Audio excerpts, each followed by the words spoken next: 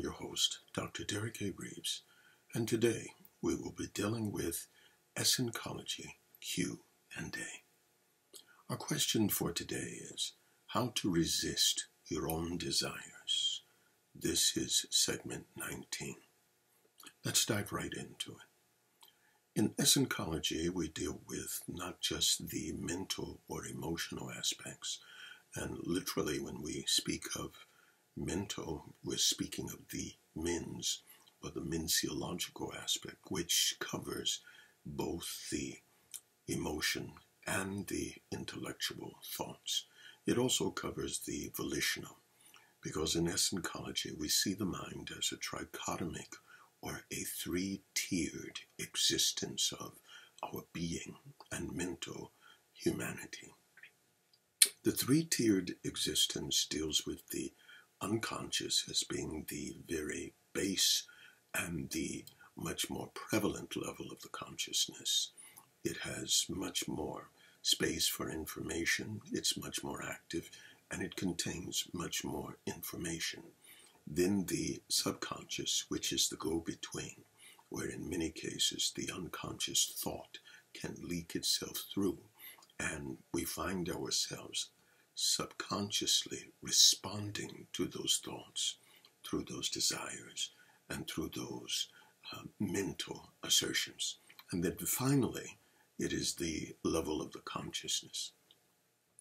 But the problem comes in when we continue to try to change negative habits, is that most of the negative habits we've trained ourselves to respond to the sensory mechanisms of pleasure and demand. When something feels good or seems to be good, and it releases what we call pleasure through the pleasure centers of the brain, which stimulate the nervous systems in our physiology, then the mind has a propensity to seek to gain more experience in these impulses. The more we desire to experience the impulses, the more the mechanisms released within our physiology and in our brain tells us that this is pleasurable. And so it sets a cycle where demand, pleasure equals more demand, because the goal and the objective is to receive more pleasure. So how do you combat your own desires and your own nature to receive pleasure?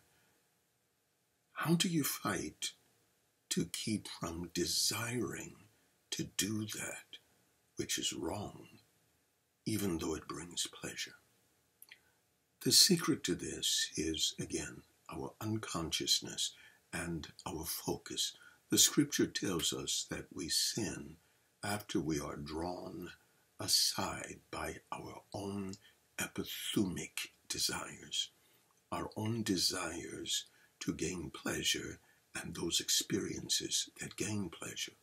And so what must happen essencologically, we have to now see a purpose for disengaging from behavior that takes us further and further away from God, further and further away from our dignity and our destiny. And so it's in the key of restructuring ethical values. What do you want to do to please God? Is the pleasure and the experience greater than your connection and your relationship with God? And so what must happen? You must find a reason. Paul calls it another law. You have to find another reason why misbehaving and misappropriating your mind, your emotions, even your body, misappropriating them in experiences that God finds displeasurable and distasteful.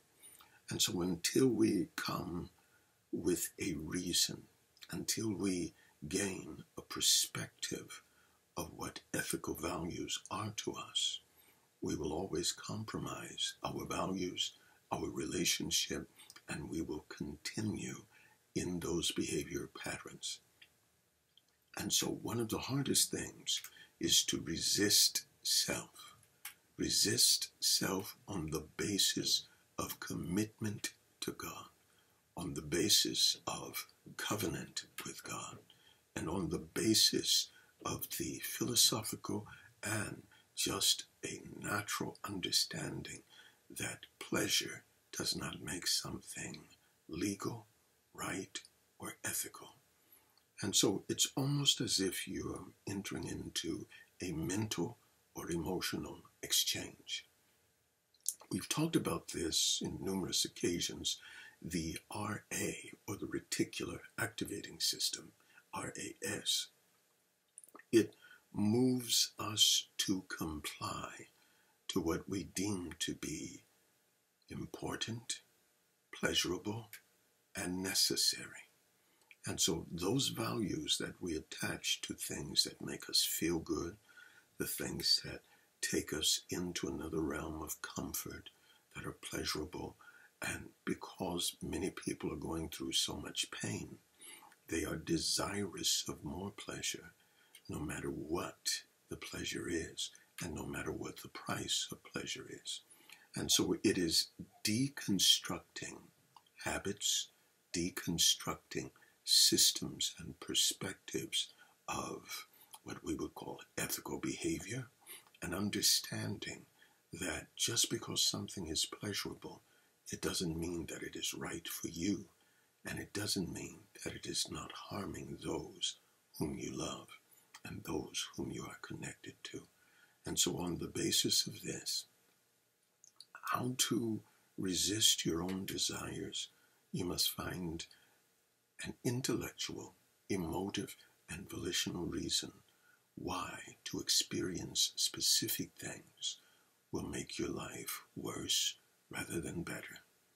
Why experiencing certain pleasures over covenantal connections, over covenantal relationships, and over the ethical behavior and pattern and laws that God has set. And so there is a compromise.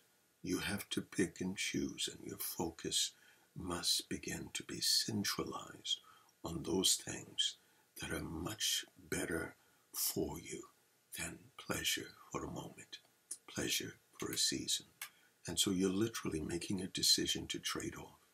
What is advantageous to me? What is more beneficial to me? What is more advantageous to my relationship with God, my spirituality? And what is more beneficial that will help position me in a greater level of faith, responsibility to God, spirituality, and freedom?